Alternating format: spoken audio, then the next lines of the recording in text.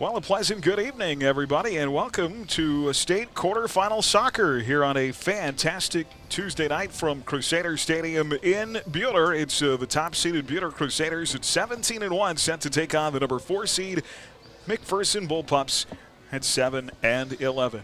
Hi, everybody. Welcome inside the Allen Samuels broadcast booth. Aaron West alongside Carson Muller, Brad Hallier. You know, it figures the season that these two programs have had, why not meet in the state quarterfinals? Bradley, I mean, you think over the years how many times in different sports these two teams have collided, and here we are again. Why not soccer too? You know, I mean, it's a great rivalry. I mean, I expect a pretty good crowd here tonight, Aaron. And for those who can't obviously watch, hopefully they were able to watch online and listen to us. But yeah, this is a rematch of a game this year. They play every year, and it should be obviously a lot at stake too. Yeah, I think we're pretty blessed this time of year. It can be pretty cold as we get on into the evening, almost 80 degrees this afternoon. So no reason not to come out and watch the game. If you can't, listen or, of course, watch online on the Crusader Sports Network. If you go to youtube.com and type in Crusader Sports Network, live video of tonight's match as well. Buhler mentioned 17-1. They've won 16 straight. Been dominant on the defensive side of the ball, and just love the way these guys are playing together. Yeah, other than the 4 goals they let up in the second game of the season against Garden City, I think 2 goals is the most that they've allowed to 2 against a good Salina South team, and then 2 against a pretty good Topeka Hayden team as well. Other than that, they've got, 1, 2, 3, 4, 5, 6, 7, 8, 9, 10, 11 shutouts this year. So it's an elite defense, and it's going to be tough to crack. Absolutely, Carson. Whether you've played soccer or another sport, all similar in that it's all working together as a team. It's not 1 or 2 guys on the field doing all the work. It's everybody collectively as a team. I think that's one of the fantastic things about these guys is they play so well together. Yeah, they play so well together, and they played together for a while. They had a few small senior classes ahead of them, so a lot of these guys got playing time as sophomores, and when you throw those guys into the fire with how good this Buhler soccer program has become under Coach Felty, they've gotten great repetition. These guys have grown together. They do everything together outside of school, outside of soccer practice, which helps them become so dominant on the field. This Crusader junior class and the senior class just have finally clicked at this year, and they are really excited about this game and the few to follow here if they can continue to play together. And really that starts with their bench. They have 2 or 3 guys that come off the bench regularly, help them stay fresh. And when you talk about playing together, you get those 4 or 5 guys coming off the bench, especially in soccer, to keep you fresh. That's really going to help your attack out, going to help your defense out, and overall help out your team win a game. That's why I have you guys up here to help me stay fresh. So, Bradley, let's talk about this Mcpherson team. They struggled to start the year 2-9. To start the year, you mentioned that Buhler lost on September 27, 3-1. But they've won 6 of their last 8 and gotten hot. Here coming into the postseason, got some guys back. What's been the key to that for them? I think a big thing for Mcpherson is that they didn't have any home games for the longest time. They were hoping when they played Buhler on September 27th that was actually going to be their first home game on their new turf, but it wasn't. Had to wait until October 6th when they played Junction City, a 2-1 overtime win, and since then, as you mentioned, they've won 6 out of 8, and those 2 losses were both in overtime. So they're really close to having a really long win streak going into this game. So I think getting those home games, getting healthy, and getting that confidence has just been big for Mcpherson. You wrote a piece at the beginning of the playoffs, and one of the headlines I remember from that is "Don't overlook Mcpherson." So even though Buhler has won, you could say that for pretty much any sport. yeah. Even though Buhler won the previous match, no reason to think that this won't come down to the very last few seconds and be a very, very competitive game. Yeah, we can say that how big the first goal is, if there is a goal in this game. And, yes, the first goal is always big. But I want to take that one step further, Aaron, and say the second goal will be the key goal in this game. That could be someone coming back from 1-0 deficit or building a 2-0 lead. So I'll be curious. First of all, there has to be a goal. But if there is a second goal, that will be the big moment in this game, I think. Buhler got here a opening round regional win over Paravel 10-0. Then they come from behind against Hayden 2 goals late to win 3-2. Interesting talking to Coach Felty this week about that. Said, you know what, we were down on the scoreboard, but never in our minds were we in danger in that game. Just playing with that confidence, knowing that you have the ability to come back late. Yeah, it was a very interesting game. You know, it was pouring down rain, and so Buhler scored their first goal 2 minutes into the game, and it looked like they were just rolling. And about 8 minutes in, they kind of lost just a little bit, and the momentum started to switch. They get down 2-1, and you got to be able to finish. And sure enough, Buhler came back, battled through adversity, and fought for the win. All right, we'll have more coming up. The start of our match here momentarily. Back after this. Crusader Soccer on Ad Astra Radio and the Crusader Sports Network.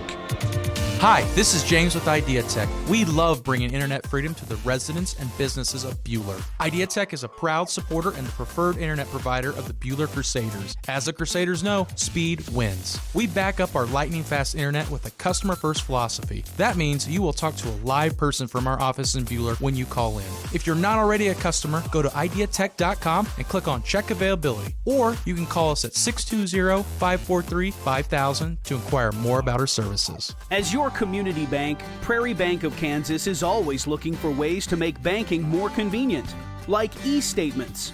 Eliminate the need to file your monthly statements. Now you can be notified the moment your statement is available and easily access it online. Sign up for e-statements online at prairiebankks.com or visit one of our locations in Stafford, Buhler, Inman, or Hutchinson. Prairie Bank of Kansas. How banking should be. Neufeld Flooring, proud supporter of Buhler High School activities. We are your experts for all your floor covering needs. Please make an appointment to visit us at Club. Please consider. And back here at Crusader. 18, and then they won regionals the next year, lost in the quarterfinals, and since then they kind of, like as Carson was saying, kind of started young in 2020 and started building toward this season and next, and it's going to be, you know, I really like what I see from this Buhler team, and what I like most about Coach Felty is he's a player's coach, if that makes any kind of sense whatsoever. You know, the players love playing for him. They all like him. I think he relates well to them.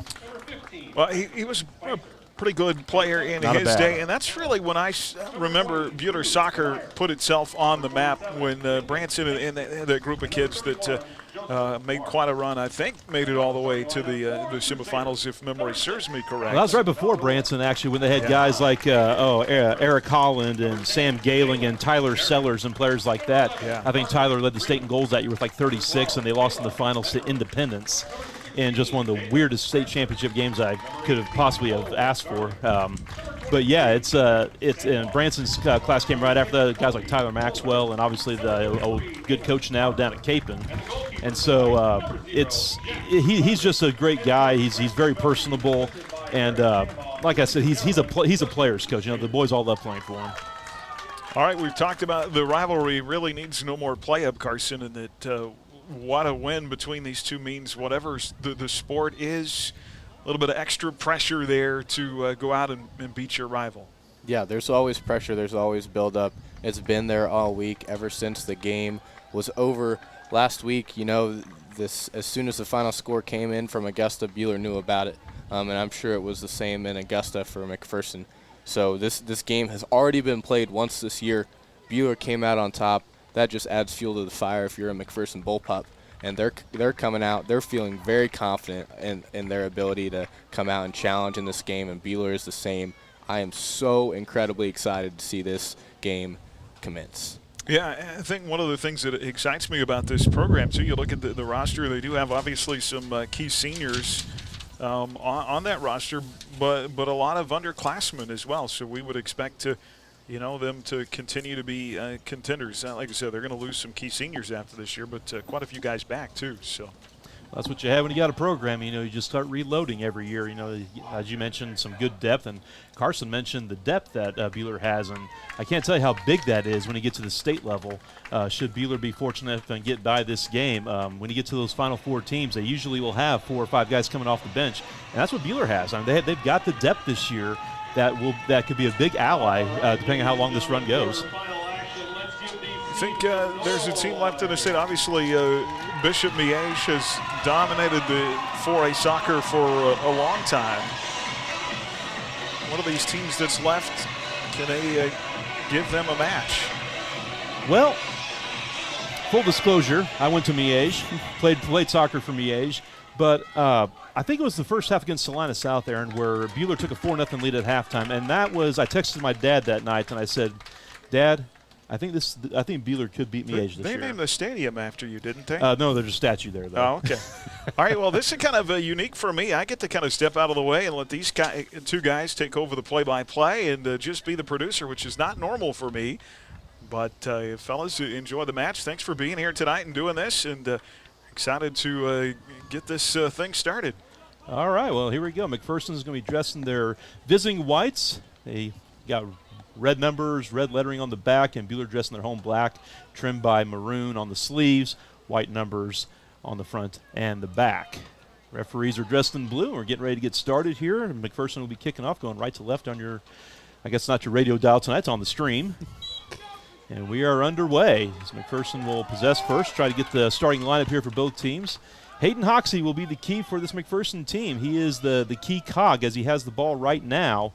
He's a very talented club player. His dad coaches at Central Christian College in McPherson. His brother plays soccer there at Central College. It's a good soccer family, and he'll be the cog for this team. Buhler will have their first possession. They're looking for Jalen Cherry on the long pass that's going to go out of bounds. And one thing Buhler's going to have to do tonight is, McPherson's going to be well schooled on how to try to slow down the very fast and very talented Jalen Cherry. So they're going to probably play a little bit deeper to take away the ability to knock through those passes through the defense. Yeah, it's something that's happened already when these two have previously played. Cherry able to punish through the back defense line as McPherson's finally going to take it out. Goal short to the 40-yard line, and Buhler's going to win the first touch. Fall back into McPherson possession as they'll work it around their back defense line up the near side. Carson, you played in some postseason games and whatnot. When you play in a familiar team like this, is there kind of like a feeling out process when you get into postseason play like this? I mean, with the familiarity going on out there. Yeah, you kind of try to find that rhythm that you had last time these two played, especially if you're Buhler. You came out a 2-goal victorious team, and so you're trying to settle into that as Jalen Cherry gets challenged and the ball will go out of bounds. Last touch, they're going to say on McPherson. Penrose set to throw it in for the Crusaders. Gets it up. Yeah, I'm sorry there, Carson. Pass intended for Cherry instead will be kicked back by McPherson's defense line. Crusaders will get possession, work it all the way around the back line, over to Thetford on the far side, back to Parker Freeman, up to Jalen Cherry, and ball's right now in the keeper's box, and A.J. Thetford will take a shot on goal, and that is saved.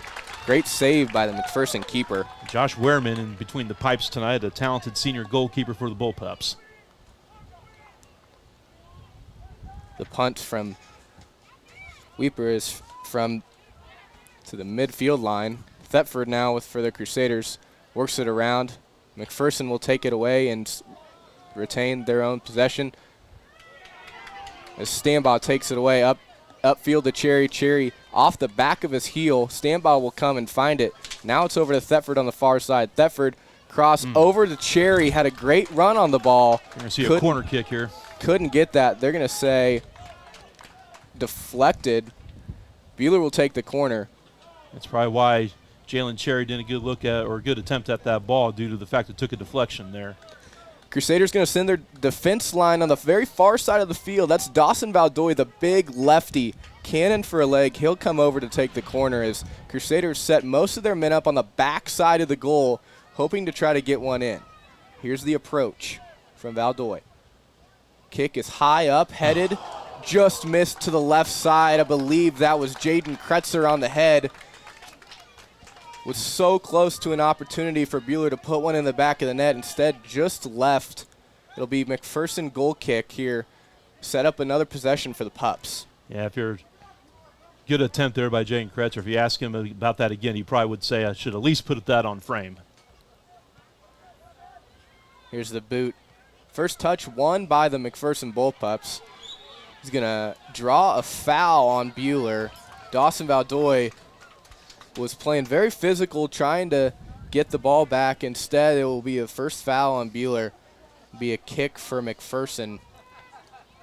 I'm just here as a fun guy. I want to know if you've worked on your goal call yet. Did you practice that this week? I have not, but Andreas Cantor's always been my favorite, the Spanish commentator.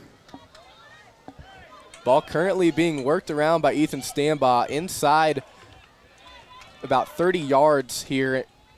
Ethan works it to the near side. They're going to say it's poked out of bounds. Last touch by Francisco of the Pups. Buhler quick to throw it in and will get it up. Jaden Kretzer tries to get a touch on it to send it toward Cherry. Instead, it'll be touched out of bounds. Mcpherson Bullpup ball. Set to throw in for the Bullpups is Aiden Wheaton. His throw in will go to Buhler.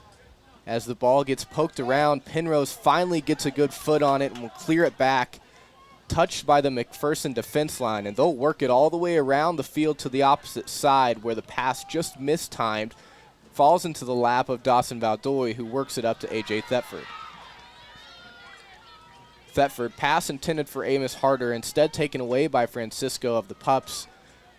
Touched by Francisco will find its way out of bounds, but last touch by Buhler's Valdoy.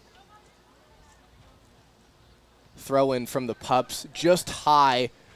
Parker Freeman of the Buhler defense line will take a kick on it to try to clear it. Instead, they're going to say it was blocked by McPherson's number 6, Caden McVicker.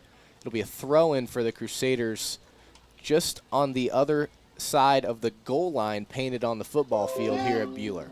One thing I like about this Buhler team is you already mentioned about Dawson Valdoy trying to be a physical player. There's a good mix of physicality on the team with players like Stambaugh and Parker Freeman in the back, and Colby Moeller is a physical player as well. Where do we get that physical nature from? I might not take credit for that. It comes from his mom.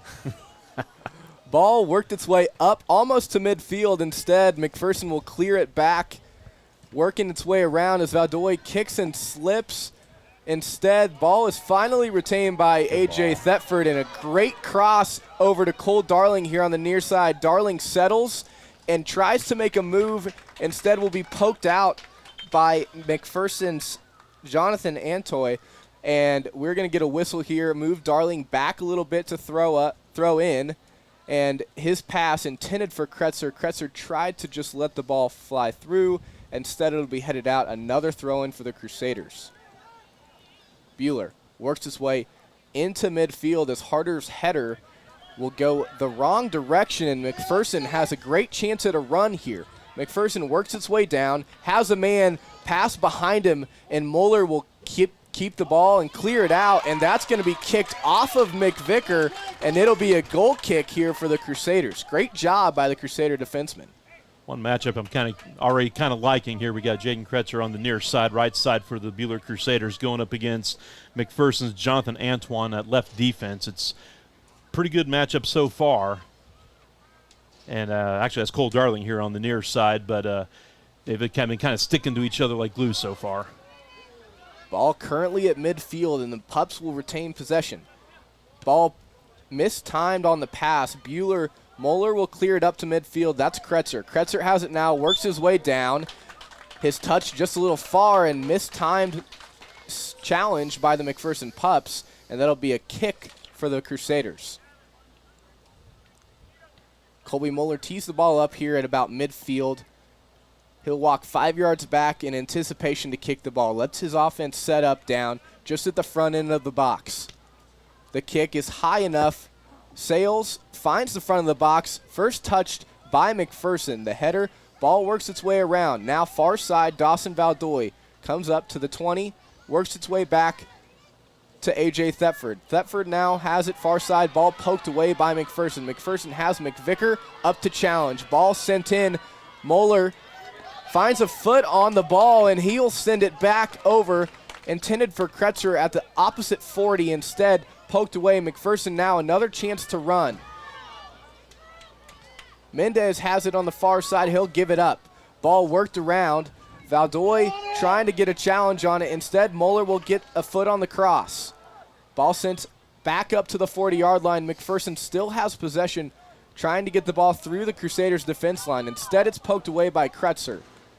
Kretzer to Stambaugh, works its way around to Darling. Darling sends it up ahead to Cherry. Cherry tries to put a move on, keep it in bounds, and he does not. They're going to say goal kick just on that in line as Cherry was just a step behind. Yeah, Jalen couldn't figure out if he wanted to go right or left around his defender there, and kind of that brief hesitancy probably cost him the ability to save that ball from going out of bounds. Great hustle, though, by Jalen Cherry. We saw the speed there that he produces and the problems that he can produce. First substitution of the game as Buhler's Isaac Spicer checks in for A.J. Thetford. Fresh legs already for the Crusaders 10 minutes in, trying to find that first goal, and that Spicer will win the goalkeep touch, and he'll work his way back to Jalen Cherry. Cherry finds its way all the way over to Darling now on the near side. Darling stays calm with the ball. One of the great things about his senior leadership is not trying to push anything. He works it over to Harder. Harder instead lost to the challenge to Henry, and Henry is now on the far side. Tries to make a stab. Instead, Freeman will kick it out, and Henry's stab followed through, and there's going to be a whistle there. Foul on Mcpherson. It'll be a free kick for the Crusaders on the far 30. That's 3 fouls already on Mcpherson. That one was a little bit of a harder foul. Kind of surprised maybe the referee didn't go over and just kind of calm things down. Surely he knows the rivalry here. Valdoy took the free kick and worked his way up. Buhler has the ball, had it up to the 25 on the Mcpherson side. Instead, will work it away all the way around. Great job by the Crusaders picking their windows so far in this match. Darling will let the ball travel out of bounds as it was kicked and cleared by Mendez. Darling takes most of Buhler's throw-ins on his side. He'll throw it in, touched by Cherry, works its way around. Ball's still up in the air, no clear possession, and instead it'll be Francisco trying to clear it out, and Colby Moeller keeps it in bounds and clears it down. That'll be a goal kick. Great job by Colby Moeller, able to find where the ball is, keep it in bounds, and prevent another Mcpherson attack. Yeah, that was a tough ball to handle, too. He did well to control that one and give himself a chance to at least knock a ball down the field. That was a tough pass for him to handle. Substitutions is for Mcpherson is number 23, Irvin Francisco will check out of the game. Not quite sure who checked in as we have the goal kick here. Travels up to the 45. Kretzer wins the first touch. Will head it up, intended for Cherry, instead poked away. Buhler finds the ball. Standby tries to kick it out to Spicer. A lot of contact over there as ball works its way around. Shuckman has it on the far side. Wears the knee brace on his left knee. Tries to cross it in, intended for the nearest pup in midfield. Instead will be kicked out of bounds by the back right defenseman, Caleb Penrose. Mcpherson will throw it in near midfield. That was Jordan Antoine who checked in on the right side for the Bullpups at defense. Ball thrown in and finds its way out of bounds. We're going to say last touch by the Crusaders. Nearest Crusader to that was Dawson Valdoy. Mcpherson will throw it in here. Plenty of time left to go as we approach 27:45 in the first half. Still 0-0 here in Buhler, Kansas at Crusader Stadium.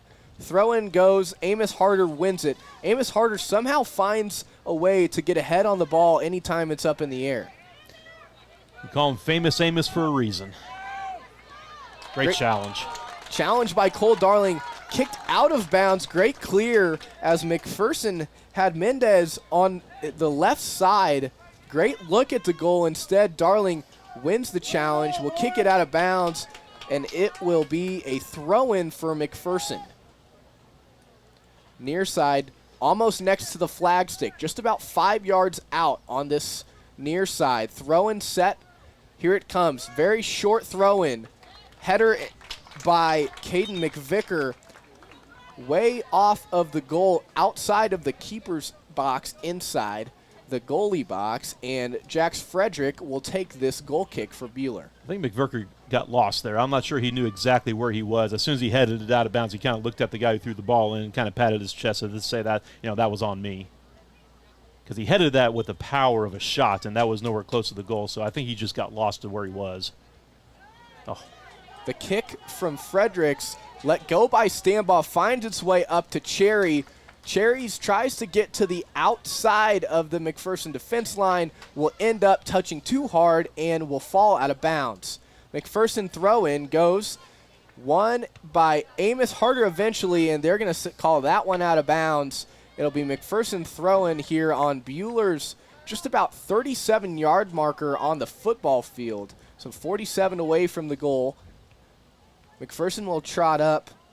Aiden Wheaton here, set to throw this in for the Pups. Hayden Hoxie playing awfully deep, so I'm guessing that this is where he plays when they're healthy. Normally seen Hayden in club ball playing more of an attacking role, but playing in that defensive center midfield role, he's able to really snuff out a lot of attacks. Swung and missed by Moeller as he tried to clear it out. Penrose has his back, though. Clear not far enough as Mcpherson has a shot. He's going to take a shot on goal and saved by Jax Fredericks. Jax not very happy with the defensive performance right there, kind of giving the little, hey, let's go figure it out here, as Mcpherson is going to have their first corner kick of the night. It's the beauty of being a goalkeeper. Sometimes you can just kind of go nuts on your defense, and frankly, Jax Frederick had every right to be a little upset there. Crusaders match up here, one man near post, one man far, as Jax Frederick takes stance in the middle of the goal. McPherson's corner kick is high and far middle, headed out by the Crusaders. Jalen Cherry is going to come up from his spot and take possession, sends it up for Thetford. Thetford stops the ball, takes his time, works his way up to the captain Kretzer. Kretzer finds its way around to the outside of the defense, tries to make a move past Dawson's wide open. Mendez, and he's going to work its way back to Thetford. Thetford, smart play, kicks it off the McPherson defender, goes out of bounds. Throw in for Jalen Cherry. Cherry has the ball almost in the box. He'll get possession back. Is a lot of physicality going on here. Some points letting play, some points not. Ball cleared by McPherson. McVicker has it near midfield. He'll send it deep for Schuckerman. Instead, ball cleared out. You see what McPherson is probably at their dangerous is on the counterattack. That's at least twice now we've seen McVicker especially kind of get out and behind the defense, and Schuckman also showing the ability. It's going to be hard 2-on-4 to break down the Buhler defense, but they definitely have the ability to do that. Buhler defense built around those juniors. Throw-in goes far, headed again by Amos Harder, cleared out. Ball kicked in the air by McPherson, headed. Instead, Valdoy will go chase after it, almost beat out. Instead, ball will be saved by the Bullpups. Valdoy sends it to Freeman. Freeman will try to clear it. Instead, poked, eventually is cleared by Buhler. McPherson will send up a defenseman to retain possession. Ball intercepted by Jaden Kretzer near midfield. Tries to put it through the legs. Instead, Stambaugh has it, and they are going to blow a whistle. You're going to bring it back. I think it was Kretzer got fouled. Referee was waiting to see if there's any kind of advantage there. And when the long ball went to the goalkeeper, he brought it back for a foul. So 4 fouls now on McPherson. So another foul on McPherson here, as Buhler's going to have the free kick here about 6 yards behind the midfield line. Subs waiting to come in at the next neutral ball possession here. Moeller set to take it, raises his hand and approaches. Kicks with the wind behind him here. Ball finds its way out of bounds. It'll be a McPherson goal kick, and here come those subs back in for Buhler. It'll be Isaac Spicer checking in for Cole Darling. Isaac will stay on the left side here. And for McPherson checking in,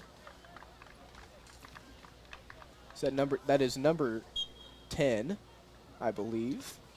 Giovanni Ontiveros, one of the seniors on this McPherson team. Won by Ontiveros here as McPherson's trying to get the ball up ahead. He'll take it, send it up for McVicker, too strong as Fredericks will come out, pick up the ball and work his way around. Surveys the field and now will boot it. Boot very well past the midfield line. Kretzer tried to let it follow. Might have been a hold there, got away with it. McPherson gets possession and they'll work their way around. Far side now, Moeller comes up for Buhler to clear the ball. McPherson sends it upfield, intended for Schuckerman, instead headed away. There's a big body there, and that'll be another whistle on McPherson. Kretzer was absolutely hip-checked, laid out on the field, as Buhler will send Moeller up again, 5 yards in front of midfield this time for the kick. Who said soccer isn't physical? Well, if this was basketball, the Crusaders would be almost in the bonus by now. It's 5 fouls now against the Bullpups. Still no fouls called against Buhler. Here comes the kick. Just a little short intended for Buhler. And spoke too soon. they are going to call a push here on the Crusaders. Going to give a kick here just about halfway between the goalie box and the keeper inside, right near the free kick line that you would take a PK from. My apologies there. Usually when you say something hasn't happened in a game you're broadcasting, it will usually immediately happen right after that. Kick from McPherson finds its way up near midfield. Amos Harder, what a surprise, gets another head on it. Buhler defense clears the ball. Stanbaugh comes up and challenges, win it. Contact, no whistle blown, no hand raise for advantage. Ball's working its way around. Cherry providing a lot of challenge here. McPherson will come out of that scuffle with it. Working its way around, missed kick, ball back to Cherry on the near side. This is where he wants to be. Makes the move, extends his speed. Cross to the middle, instead will be poked away. McPherson read that play like a book. They'll send it up, intended for Schuckerman. Ball batted away by Harder. McPherson will take it off the deflection. Here comes Penrose. Penrose anticipated the pass and stole it. Sends it midfield. Midfield, the captain, Kretzer, working his way outside. Makes it outside, has to keep the ball in, and does. Cross to the middle of the field. Crusader fans yelling for a handball instead. Ethan Stanbaugh will put a shot on. Ball cleared out by McPherson, settled by Thetford. Cross to midfield, intended for Spicer on the far side. Deflected. Now Valdoy has it midfield. Dawson has to win this or get back to his position to avoid that run by McVicker on the far side. McPherson will take the ball away. Pass intended from McVicker, just touched it. Didn't even get a foot on it as Freeman clears the ball. Ball working its way through McPherson's defense line now. Middle of the field, bad pass. Buhler will get possession. Harder sends it far side to Spicer. Spicer tries to get it back to the middle. Nobody there for the Crusaders. Miscommunication. Thetford finally comes up, puts a touch on ball, deflects the kick. McPherson working its way around near their 40-yard line. Sent up. Valdoy intercepts, works its way. Touch and go move. Does not find gold for the Crusaders. Instead, they'll work it around. Finally gets to Valdoy, and Spicer does the touch and go again. Big cross from Valdoy, touched by Kretzer. Kretzer settles, shot on goal, and that's going to be high and right. Crusaders putting some balls in action, shooting some shots, just not finding the back of the net yet, as we'll have two subs from both sides come in. Tell you, when Dawson Valdoy makes that run down the left side, and he's such a great server of the ball, and of course he's got a rocket shot. He's hit a couple crackers this year from tight angles. Just the power on his shots is incredible. So the McPherson's got to respect that, but he's also a great distributor. Short goal kick as Wellerman had a man back. Finally cleared up. Tried to get it to midfield. Instead will find its way. Almost stolen by the Crusaders, but McPherson will recover. Oh, bad touch by Penrose as he tries to get it out. Ball finds its way to Moeller. He'll take a touch, clear it out. That's going to say that's last touch by the AR says that it was touched by Buhler. All the players ran the other way. Crusader fans not super happy about that. Great to see all the Crusader fans out here. Big crowd for this quarterfinals matchup. Pretty time that none of the McPherson players really went after it either. Ball thrown in by Gavin Henry. Finally sent out of bounds by the Crusaders. It'll be another throw in. Henry will set up to take it. He'll take it 35 yards out, near side. Throw in. Kicked from behind. McPherson worked its way around. That's going to be kicked out of bounds, and they're going to say that wasn't deflected off of Thetford. Stanbaugh runs over to hurry and throw a ball in. A.J. Thetford will come from this near side. He'll be subbed out for Cole Darling. Officials here holding the substitutions. We have seen that on and off all year, depending on the crew we have. Long run, have to wait for the sub to get off the field before the next can come on. Darling will stay up at the top side of that. Spicer will move down to this right side. Throw in finds its way into the possession of Mcpherson, but Spicer kicks it away. He has Elijah Brew up near midfield. Ball deflected, finally finds Jaden Kretzer. Kretzer takes his time, sends it to Spicer on the right. Tried to give it right back to him instead. Mcpherson will come up and come away with it. Ethan Stambaugh now, midfield, has it for the Crusaders, stolen away by Mendez. Mendez midfield, tries to get it ahead. Moeller stuck a knee up, tried to deflect instead. Nobody will end up touching it. Fredericks comes up, gets it, and throws the long overhand pass to Valdoy on the far side. Great run here for the Crusaders as they're not able to make anything of it. And the last pass through to on Mcpherson, or went to Frederick. Colby Moeller did a good job of just getting his body on the Mcpherson forward down there. Just that allowed the ball just to keep running and get to Jax Frederick. 15 minutes remain as that ball is deflected off of Mcpherson, and they are going to keep it inbounds, finally kicked out. They're going to wait here for subs. Looks like it'll be last touch by Buhler. A good hustle there by Drew DeMeyer. That was going out for a goal kick, and given the choice between giving Mcpherson or a goal kick or a throw in there, you must rather give him a throw in, and that's kind of what Drew did there. Instead of, he just kind of took the lesser of two evils there, just kicked the ball out of bounds, give him a throw in instead of a goal kick. Very smart play by Drew DeMeyer, seeing very influential minutes as one of those guys off the bench for Buhler that has really helped him out late this season. Ball thrown in from Mcpherson, finds its way eventually out of bounds, and Stambaugh will take the throw in for the Crusaders. Lobs it up, intended for Elijah Brew. Ball just a little long, and that's going to roll all the way down out of bounds on the end line. It'll be a goal kick here for the Crusaders. 14 minutes left in this first half. Still 0-0, only a few shots for each team. One good look from Mcpherson, just 2 or 3 for Buhler here. Very evenly matchup tonight here from Buhler.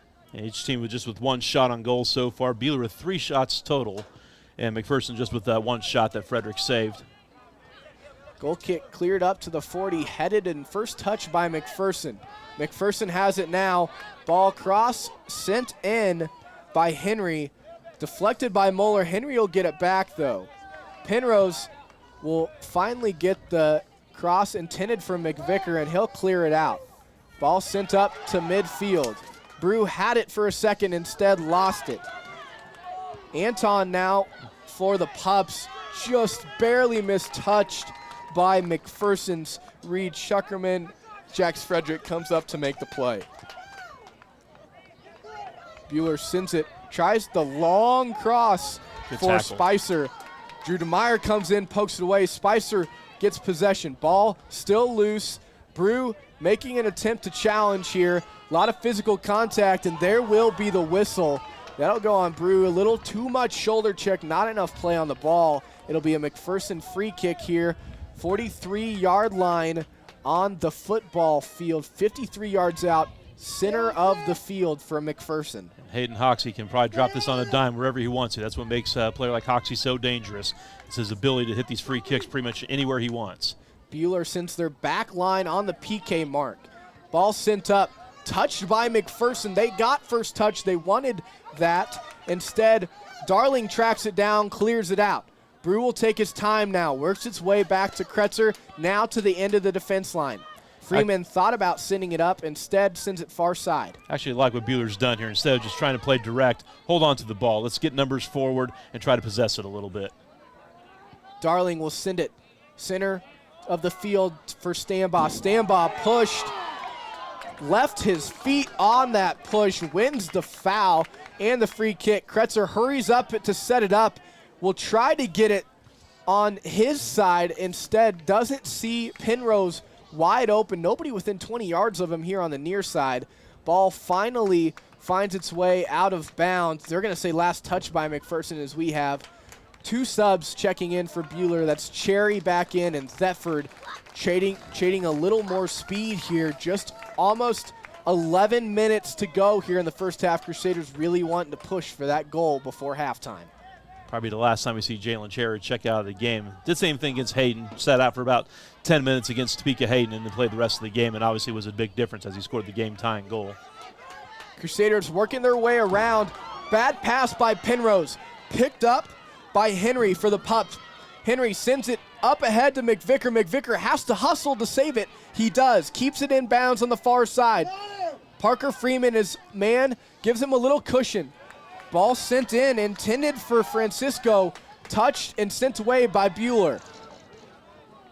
Mcpherson trying to get possession back. Thetford came up and challenged. They're going to say that one was last touched by Mcpherson. Great job by Thetford coming up, challenging the Pups, creating the pressure that you never know what's going to happen here, especially in quarterfinals. Everybody has to have a win to keep playing, and for some of these guys, it's going to be their last game of soccer.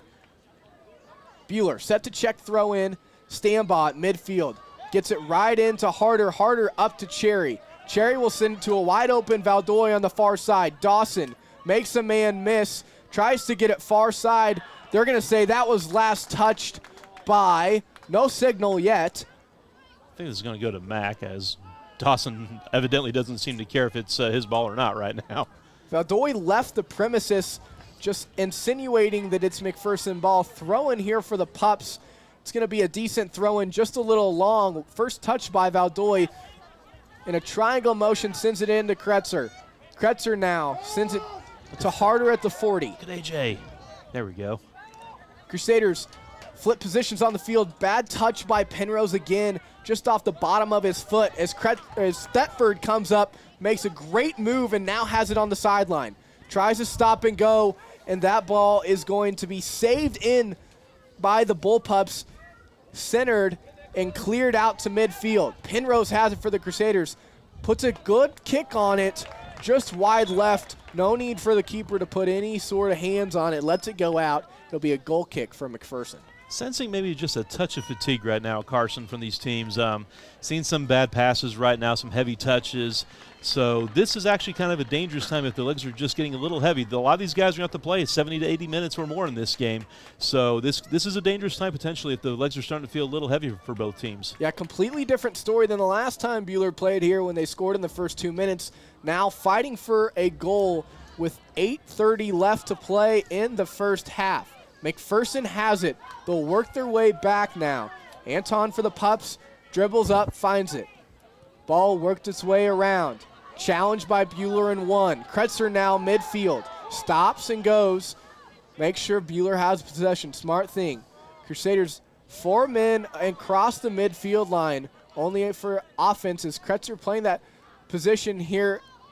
He'll work its way, steal the ball, find its way around. That's Thetford. Thetford here near side has a little bit of room to work with. Touch just too far behind him. Won by McPherson, Jonathan Antoine, and will be centered. McPherson has it now, far side. Cross intended from McVicker. Moeller was going to beat him anyway. McVicker pulls up. Fredericks comes out. Jacks will have an opportunity to punt this past midfield. Just a little far. Kretzer not able to make any good effort to retain possession for Buhler. McPherson will take it. Ball,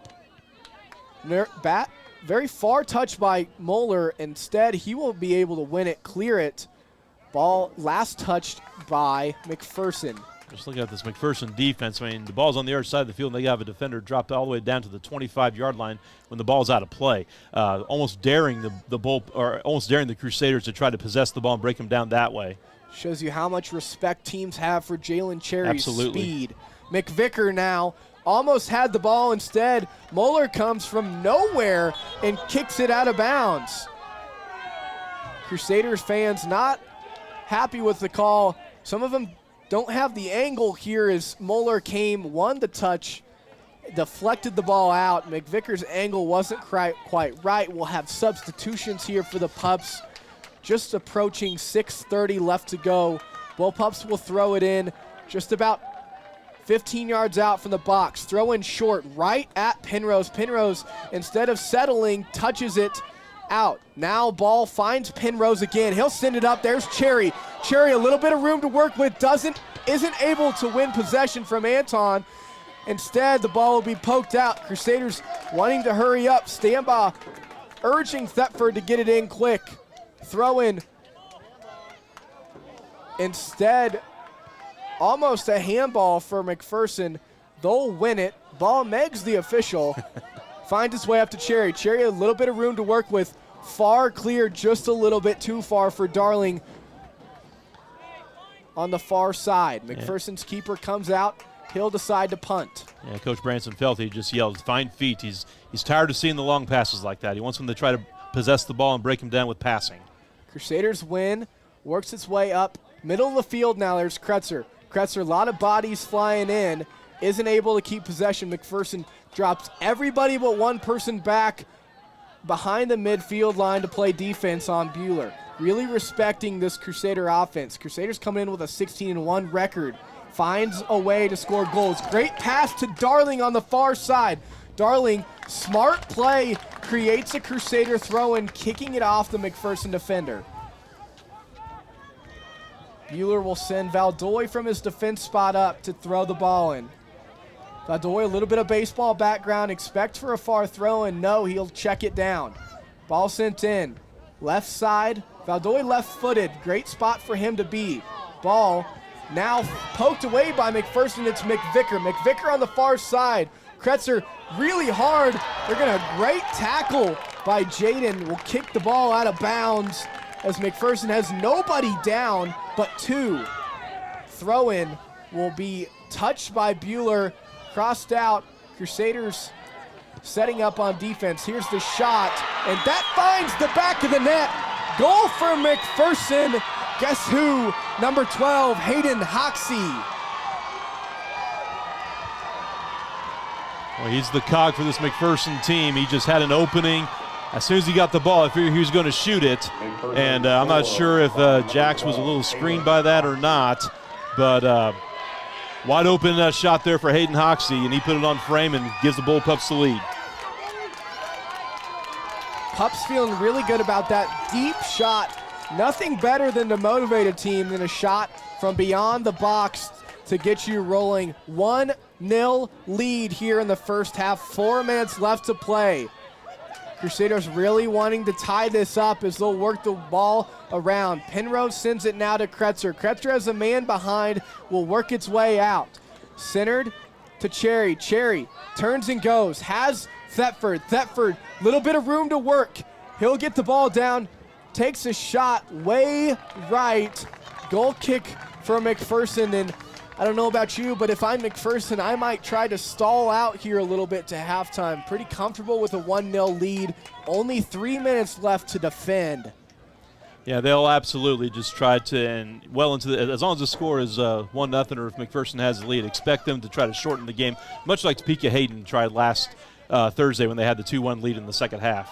Crusaders not unfamiliar with playing from behind. They did it last week in the pouring cold rain. Buhler now has Thetford far side, has to stride to keep it in, just barely out of reach for Thetford. Thetford, one of the taller Crusader players, just avoids his reach. Throw in for McPherson, going to take their time, let the clock dribble below 3 minutes. Throw in long, Amos Harder will get first touch. McVicker comes up to try to challenge, no. Finds his man in Cherry, far side. Valdoy will come up after the McPherson deflection. Stambaugh's cross intended for Darling, just a little short, intercepted by the McPherson Bullpup defense line. Buhler gets the ball past midfield. Will have to make another big surge here if they're going to be able to find the back of the net. Penrose now. Crusaders only have 2 defenders behind midfield, sending everybody up to try to score. Great play by Thetford, lets the ball dribble out of bounds. Cherry tries a big clear into the center of the field, instead will be poked away. Kretzel will come up off the deflection and win it. Ball taken now by Anton of McPherson, and they're going to call that last touch out of bounds, trying to straddle that line and keep it just barely in as we approach the 2-minute mark here to go in the first half.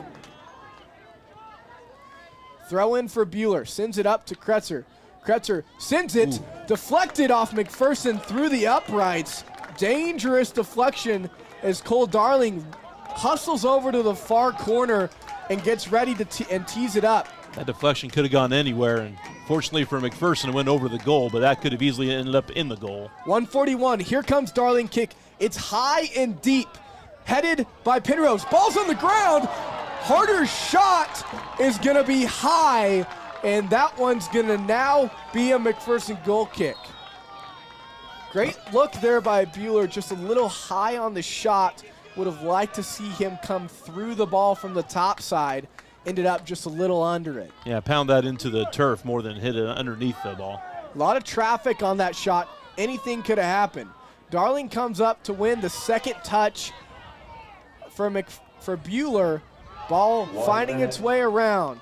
As you hear 1 minute call by the PA announcer here in Buhler, the ball finds Jax Frederick back in the keeper box. Here comes the punt. It's the shorter one than we've seen from Frederick, but anyway finds its mark. Kretzer now sends it to Penrose. Penrose has a little bit of speed. He'll make a man fall to the turf. Clears, sends it up. There's Cherry. Cherry needs another touch. He'll get bodied. Crusader fans calling for the handball. Hits the upper body. Harder now. Tries to find a Darling. Darling now. Box. Shot. Deflection. Ball out of bounds. 25 seconds left. Buhler going to have to hurry to get this ball. Ball boy sets the ball down on the corner. We got just under 20 seconds left. Ball is teed up. Going to be the last play of the half here for Buhler. Here comes the cross. It's good. It's high. And it's right at the keeper. Great save by McPherson's Joshua Wehrman. And he'll punt that away as time expired. We're headed to halftime here in Buhler. McPherson Bullpups 1. Buhler Crusaders nothing. All right, so 1-0 here at the half. We'll break that down, get you ready for the second half coming up here in this state quarterfinal matchup. McPherson with the early advantage, just the one goal in the first half again. Winner moves on to the state semifinals coming up Friday in DeSoto. Just 3 public schools in the final 8 trying to fight their way to a potential state championship. 2 of them here tonight in Buhler and McPherson. Get some numbers, some thoughts, all of that coming up here at a halftime. Coverage tonight from the Allen Samuels broadcast booth. Buhler and McPherson here on Ad Astra Radio and the Crusader Sports Network. Back right after this. Ag 360 Insurance is an independent agency with 3 locations in central Kansas. Whether you need home, auto, farm, crop, commercial, or life insurance, we have options for you. Contact one of our agents for a quote today. We would love to have you become part of the Ag 360 family. Ag 360 Insurance, partners in your legacy. Ag 360 Inman. Call Darren Eddy at 620-755-6023 or Cody Moores at 620-755-7779. Each and every day, WIFCO Steel products are trusted to provide access and infrastructure for a wide range of purposes. For more info on what WIFCO can do for you, go to wifcosp.com. WIFCO Steel Products, the experts in steel fabrication. Even trying to enjoy a fun event can be difficult after the loss of a loved one. Unanswered questions, feelings of stress and grief are only natural. As the owner and director of Inman Funeral Home, I bring over 25 years of experience bringing comfort and empathy during time of loss. Rely on me to guide you through all aspects of planning a funeral service with compassion, dignity, and respect. I'm Athena Johnson with Inman Funeral Home. Find me at inmanfh.com. This is Cindy Couchman, Superintendent of Buhler Schools, where we are proud to offer an exceptional adult learning and K-12 virtual school alternative with Ad Astra Virtual Academy. If you are considering a virtual educational setting with certified instructors, find out more at Ad Astra Virtual Academy at usd313.org. And back here at a 1-0 halftime score. Buhler trailing McPherson on their home turf. Winners of 16 straight. Beat the Pups 3-1 in the regular season. Brad, a little bit of just kind of out of sync. It feels like Buhler's offense for a good bit of that first half. Had a couple of decent looks there late, but a lot of passes just a little bit off the mark. Yeah, they're having a hard time with this deep-lying McPherson defense right now. McPherson really dropping their defense back to accommodate for Jalen Cherry's speed. And right now, they're having a hard time breaking it down. And we start to see that McPherson, when the Crusaders get in possession, are dropping oftentimes 7 or 8 players behind the ball. And they're just having a hard time breaking it down. I think they need to get the ball wide a little bit more and maybe try to send some crosses into the box. The long passes, unless you're banking on a mistake, which could happen, not likely going to be not likely to lead to a goal tonight. Yeah, that was going to be my next question. Your coach Branson felt you make some adjustments at halftime. What does that look like coming out in the second half? How can you adjust to that McPherson back line? Well, I just think first thing is off-the-ball movement. You want to stay patient. You got 40 minutes. Buhler scored 2 goals in the last 10 minutes in the regional finals against Hayden, so they got plenty of time in this game. So I think first and foremost is to stay patient. The more patient you are, the more chances you're going to get. And I think more than anything, possess the ball, movement off the ball, and you're going to find some opportunities. I like to see the ball stay a little bit more wide and maybe send a few crosses into the box and maybe try to get on. We saw a couple chances with the head early on. McPherson with that lone goal from Hayden Hoxie came at the 4:22 mark there. Late in the first half, again, talk about breakdowns, a little bit of a breakdown of the Buhler defense there that left the middle of the field wide open. Yeah, just assignment sound. That's what Coach Felty is going to be preaching here. Buhler finding multiple people trying to confront the ball when they leave their backside open like that. The backside defender has to stay with the man that's farthest away from the box, so that leaves the middle of the field wide open, and that's the window that Hayden Hoxie found. And Hoxie is one of those guys who, when he walks into the field, in the stadium, he carries himself just how he should, as their star. He's one of the taller players for them. He looks the part, and when he scored, he did the Ronaldo celebration. He pulled it in, and he acted as if they were very confident that 1 goal is all it's going to take. And for Buhler, this is a game that I was wondering beforehand if they overlook them. Buhler has not seen McPherson's completely healthy team, and McPherson has seen Buhler's best. They've already seen him, as the old saying, it's hard to beat a team twice. And that's what Buhler's kind of seeing right now. But as Brad mentioned, Buhler has plenty of time left. Buhler was down in the second half 2-1 in the pouring, miserable rain conditions, and that was after halftime. So they didn't have time to break it down and relax and catch a breath. And so now Buhler has that time. I'm interested to see what the offense, like you mentioned, will look like. They're 1 touch away from finding a good spot in a good shooting window. They just haven't been able to come across that yet. Oh, I think when you're you've won 16 in a row, top seed, number 1 in the West, in the state, the pressure's on you, the team that, people kind of wrote off early in the year. They can come in and play a little bit more with house money and not necessarily play with that pressure. Yeah, it's kind of odd to say that McPherson's playing without any kind of pressure, but that's just that's absolutely right. Let's not forget they were 2-9 at one point this year, and they've really caught fire late here. So, the possession, if I had to guess, was maybe 65-35 in Buhler's favor. So they're going to get possession this half. McPherson will try to hit them on the counter. But I just think the biggest thing is just to be patient. They can't get too wrapped up in trying to get that first goal. If you get in the first 3 minutes, great. But, if they stay patient, I think chances are going to come. All right, the other quarterfinals being played tonight, Wichita Classical and Wichita Trinity playing at Stryker in Wichita. That was a 7 o'clock start to that one. And then the 4 teams in the East, Casey Christian and Bishop Miege, and then Baldwin, lone public school on the east side taking on Bishop Ward. So got a final on that one, actually. Do we? Baldwin with a 1-0 victory. The Bulldogs win. I believe the Purple Bulldogs, are they not? Yes, they are. Of Baldwin. So they'll be one of the 4 teams represented this weekend in DeSoto.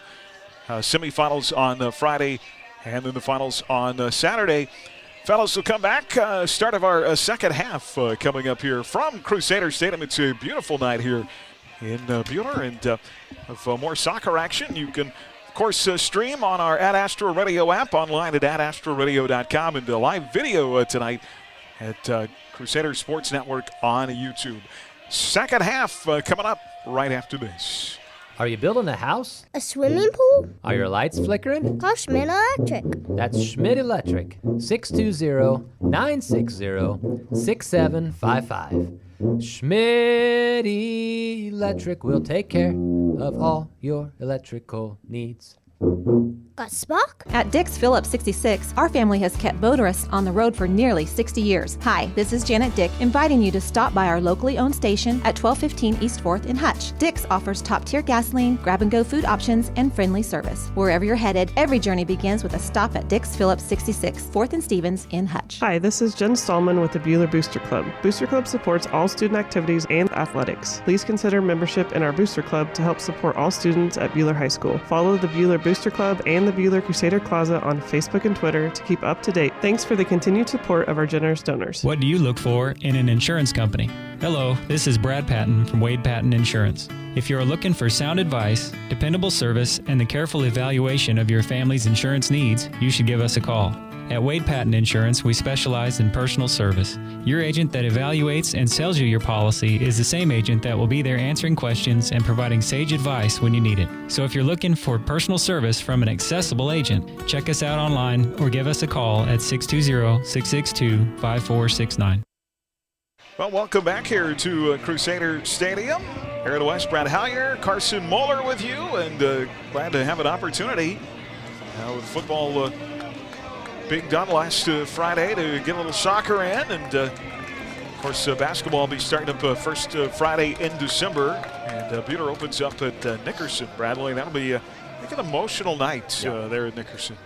Yeah, I actually saw Ava Jones, the Nickerson star, who got into the accident over the summer, of course, the well-known, well-publicized accident, and I tell you, it's just great seeing her walking around. I mean, she had two big braces on her knees. I'm not sure if she's had surgery on those knees yet, but just seeing her at the sports arena during state volleyball, just really great to see her out there. She had 2 tears in both knees. Is that both MCL, ACL in both? Or I think it's all 4 ligaments in both knees, yeah. Yeah, so wish her nothing but the best in her recovery. All right, 1-0 Mcpherson, and here we go, start of our second half. Well, where the referee's at? Well, maybe we're not going to start the second half. Here we go. Get a little jump around. Kind of lollygagging out there. Do you need officials? For this game, yes. One thing I would also like to see maybe a little bit more from Buhler in the second half is get more touches from Ethan Stambaugh. I just think he's been kind of the cog these last 3 years. Kind of the one player that I really felt was kind of the heart and soul of this team. He was involved there in the first half. I like to see him get more touches on the ball in the second half and try to get some distribution to the wings. All right, well, maybe that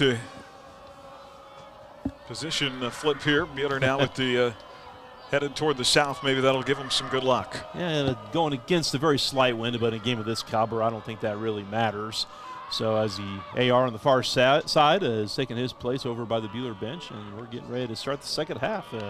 See, as I mentioned before the game, if there is a first goal, the second goal would be possibly even bigger. If it's Mcpherson, it would be a 2-0 lead and probably a tough mountain to climb. But if it's Buhler getting the second goal here, it is game on. So they're going now attacking the south end of Crusader Stadium.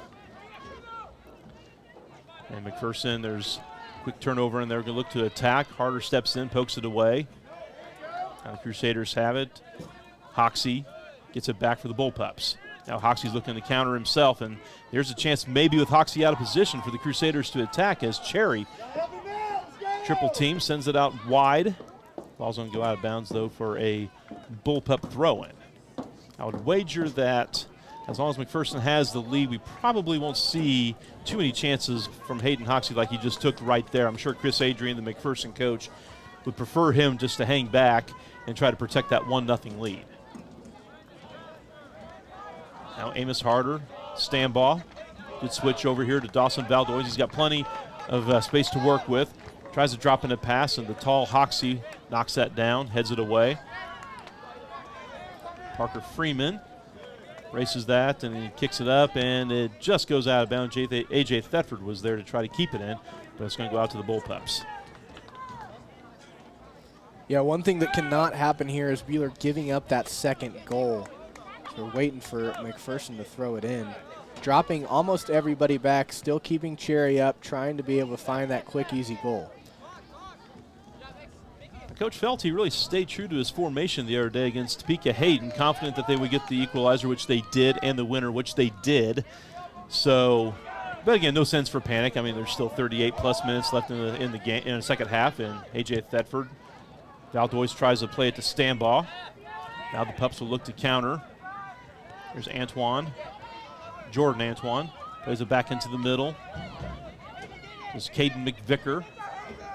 He's looking for Gavin Henry, and the ball's going to roll all the way to Jax Frederick.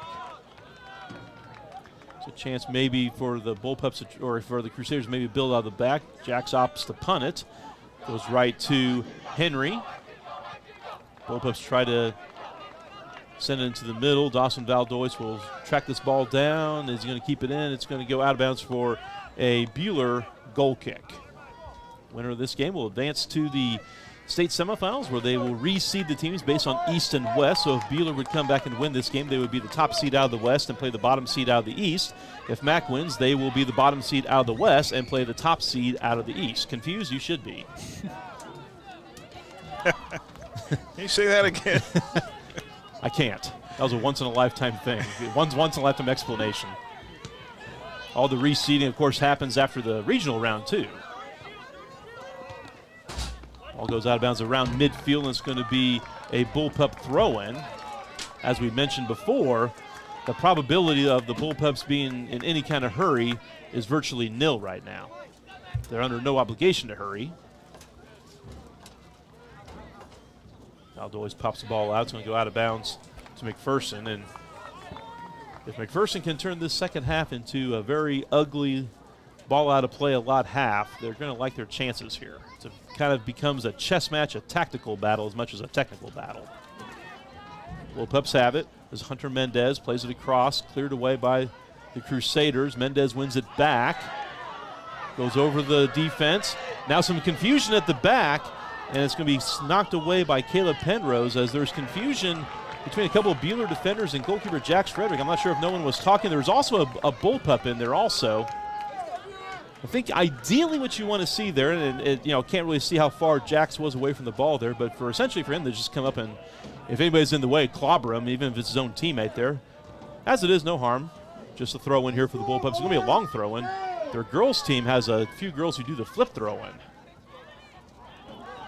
Harder heads it away. There's a shot wild, and it's going to, well, unfortunately for the Bullpups, that's the infamous shot throw. The shot that goes out of bounds for a throw-in.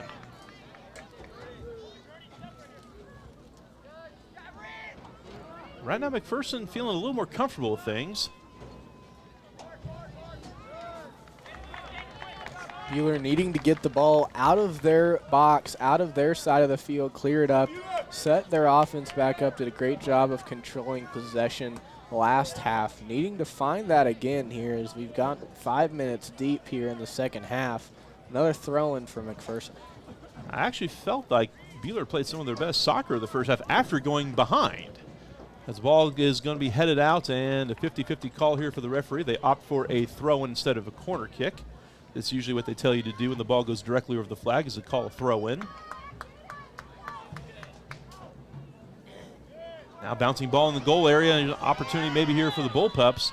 And something is called in the, I think a foul is called on the Bullpups. Yeah, Kretzer ended up laying on the ground, and Buhler's going to hurry up and try to catch Mcpherson off guard.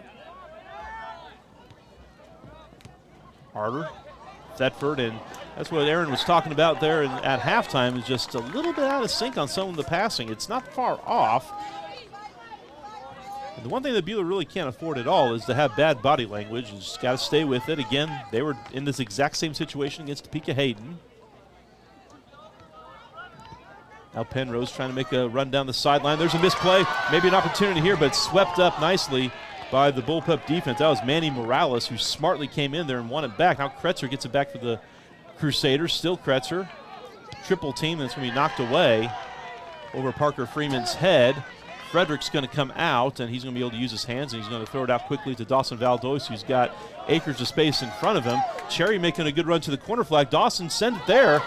He was onside. Cherry, goalie's out. He may have had an opportunity for a shot on the volley. Plays it over to the right side, but it's going to be knocked away by Aiden Wheaton. And Carson starting to see the Crusaders maybe getting into the second half. It took them about 5 minutes, but maybe they're starting to get into it here. Yeah, this is what you want to see from the Crusaders. Once they have that first initial look, that first initial glimmer of hope, that's when they sink their teeth in and try to get more.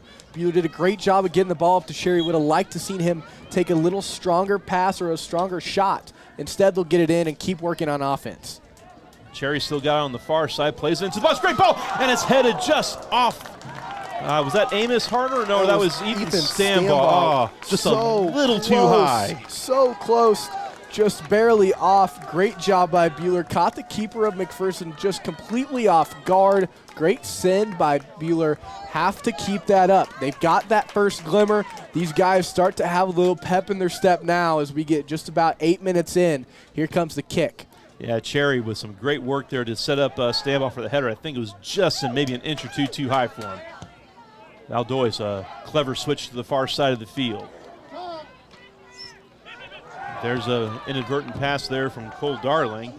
Knocked away by the Bullpups. Going to be out of bounds for a Crusader throw-in. Almost hit Doc Lackey over there. Colby Miller is going to take the throw-in. Colby heaves it down, looking for Stambaugh. Cherry's got it now. Cherry plays it back. Moeller tries to keep it in, goes down. Oh, the ball stays in bounds, and the Bullpups may with an opportunity to counter, but Kretzer reads it well. Gets it back for Buhler.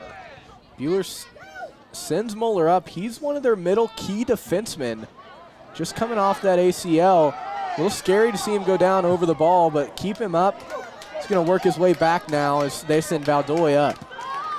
D plays a wonderful pass by Dawson Valdois. Let's try to play back into Mill. Not cleared out. Ball's still alive, and it's going to go out of bounds, I believe, for a Buhler corner kick. And right now, and boy, this pressure has kind of come from nowhere. Mcpherson really dominated the first 5 minutes, but these last 4 minutes, Buhler just not possessing, but they're looking really dangerous right now. Yeah, you start to hear the murmur of the crowd. You know, these guys want another goal for Buhler desperately as Buhler sends all the way to the far side of the field the cannon of a left leg, Dawson Valdois. Looking for Amos Harder and maybe Ethan Stambaugh here. Isaac Spicer's in as well. He's got some height. Dawson hooks it in right to the goalie. Still in. Ball goes up. It did not go. Went completely over the goal, and now the ball's going to be out of bounds for a goal kick. I'm not sure how that ball stayed in bounds the whole time. I think Cherry tried to pop it or try to chip it into the goal. Went all the way over the goal. What an opportunity by Buhler. Amos Harder creates the distraction in front of the keeper, crosses his face, keeper loses his sense of feel as Cherry pokes it up and over. This is the second time we've seen Buhler, instead of driving the ball through as a line drive or punching it into the ground, they've popped it over the net, causing the ball to go out of bounds. Pressure is mounting on the Mcpherson goal. They don't have Buhler does not have a shot on goal yet, but the pressure is mounting as Isaac Spicer now making a galloping run down the side. Still Spicer.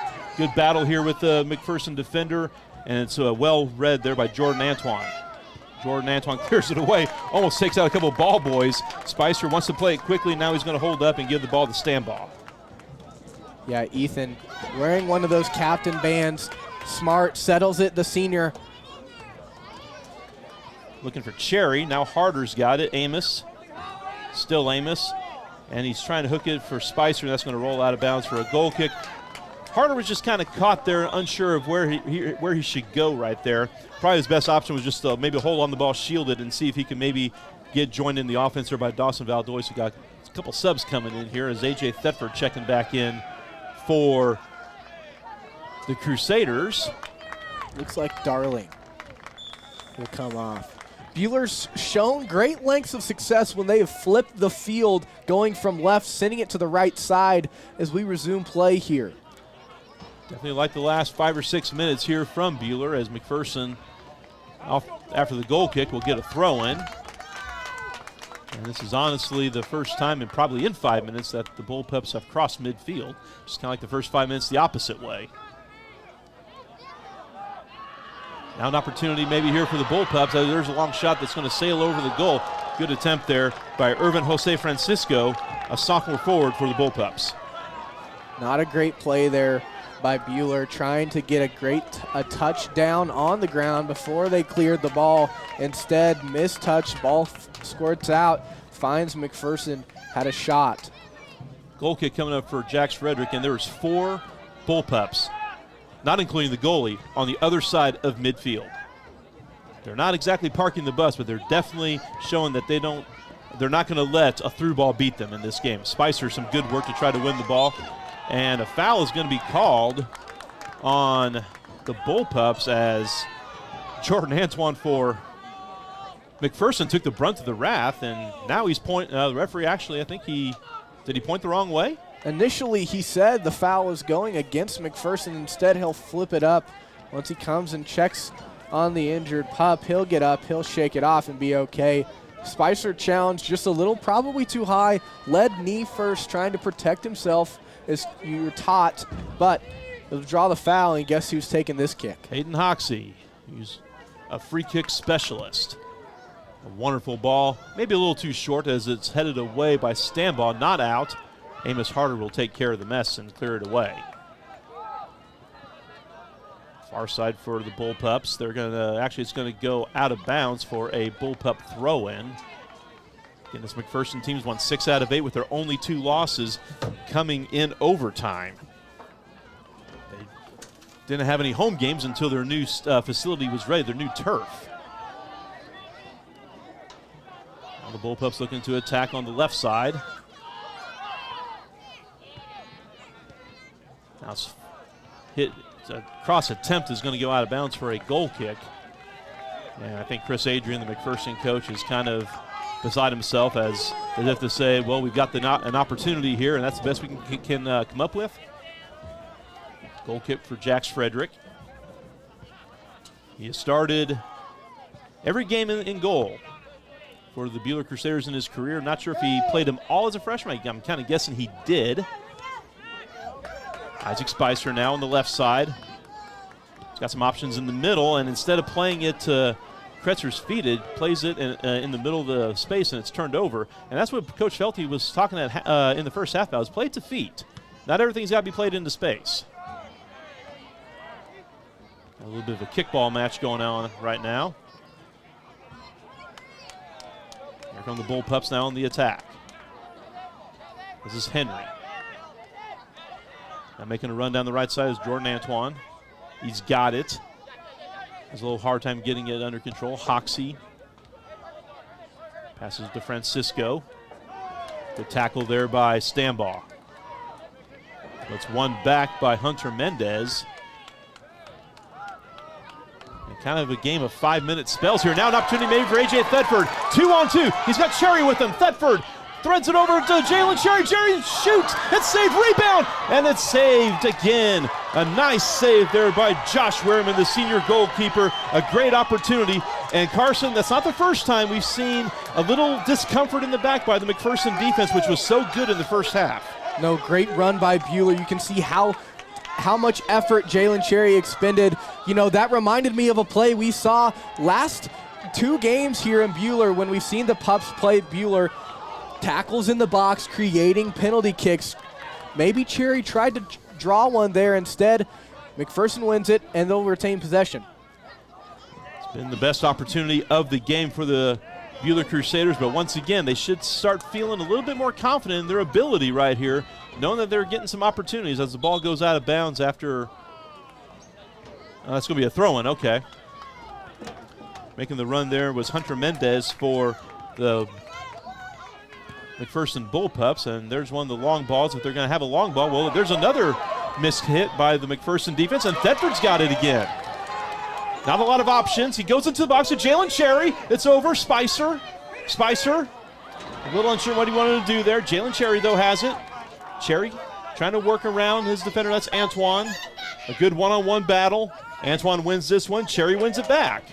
And it's going to go out of bounds to the Bullpups, and good defense here on the near side by Jordan Antoine of the McPherson Bullpups as a couple subs are getting ready to come in. Yeah, you would think Cherry tried to get that ball kicked off of Antoine down in the corner, creating another opportunity. We've seen that time again for the Crusaders as Isaac Spicer will be subbed out. Here comes Darling Starters in for Buhler after a few great looks. We approach 23:30 left to go in the ball game. Crusaders still down 1-0. Probably not going to see a ton of substitutions from either team the rest of the way. Maybe one here and there from McPherson as they try to slow the game down. Now the Bullpups looking to counter. This is Aiden Wheaton looking for Shuckman. Ball's knocked away by the Crusaders, collected by the Bullpups.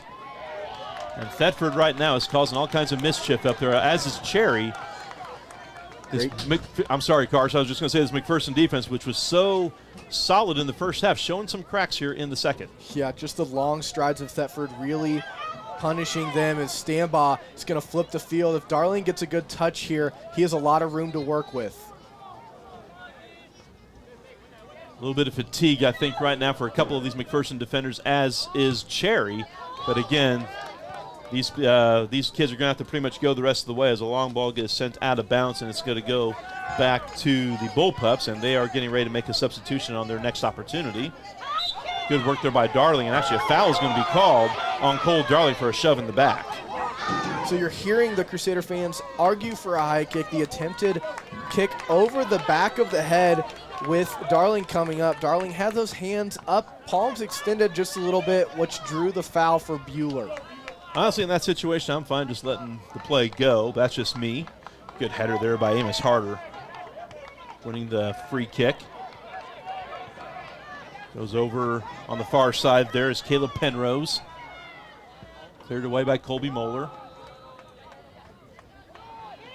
Good pressure there by Cherry. Just at midfield, finds his spot, and Crusaders create that pressure, is going to give them another opportunity here as the ball goes out of bounds, and here comes Darling. Darling looks a little tired, but he'll get it in to the wrong team. The Bullpups, ooh, there's a whack right there, but playing through it is Jaden Kretzer. I think they could have called a foul there after he lost the advantage. I think both teams, Carson, have spent a lot of energy in these first 19 minutes, and the game is going to open up if this game remains 1-0. Shot is blocked by Amos Harder. Yeah, both teams showing a few holes.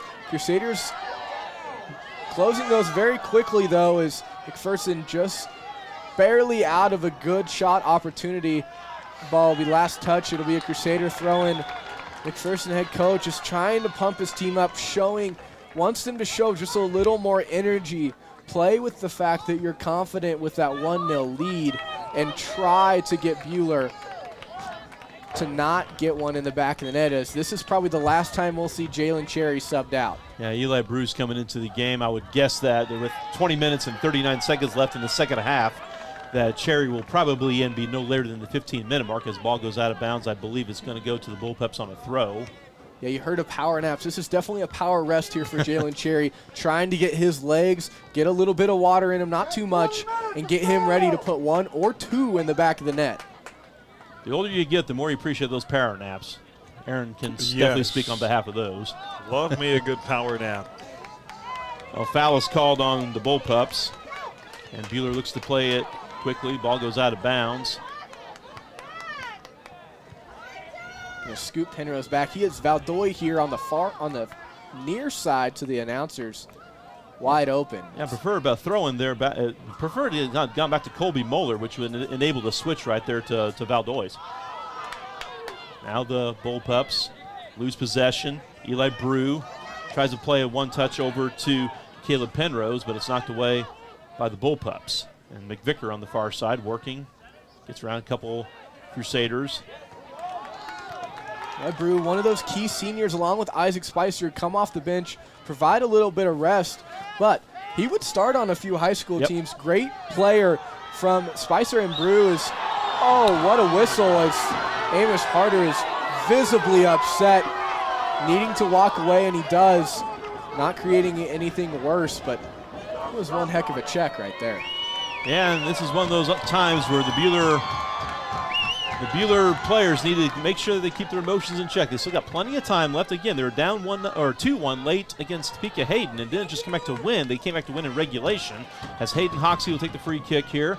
Goes with a line drive, almost got the deflection. It's cleared out. Race to the ball, won by, boy, a big collision over there. The Bullpups maintain possession. And there's a shot from distance right at Jax Frederick. Good, great job by Ethan Stambaugh taking in. You know when you're ready to lay your body on the line that you do not want to go home on the losing side of this. Great body deflection by Stambaugh, and that's going to be a foul called on Hayden Hoxie. Pushes the smaller Brew, and Buhler's going to have a free kick near midfield as Kretzer, the captain, set to take it. I like to see him play to Valdois. Valdois is wide open here on the left side. They like to play a long ball, where it's going to be cleared away by the Bullpups. Gavin Henry looking to counter, sends it out of bounds over by the Bullpup bench.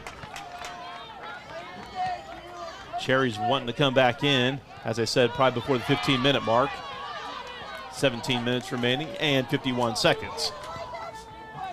On ball played to Parker Freeman. Volleys it out of the air to Hoxie. Hoxie loses it.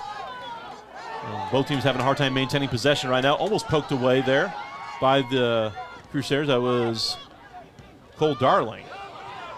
Now Eli Brew tries to run it down. It's kept in, but now it's out. And the Crusaders are going to be able to get Jalen Cherry back into the game.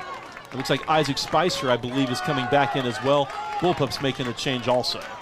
Yeah, he'll give A.J. Thetford a quick breather. A.J. will expect to see back in here probably before that 10-minute mark.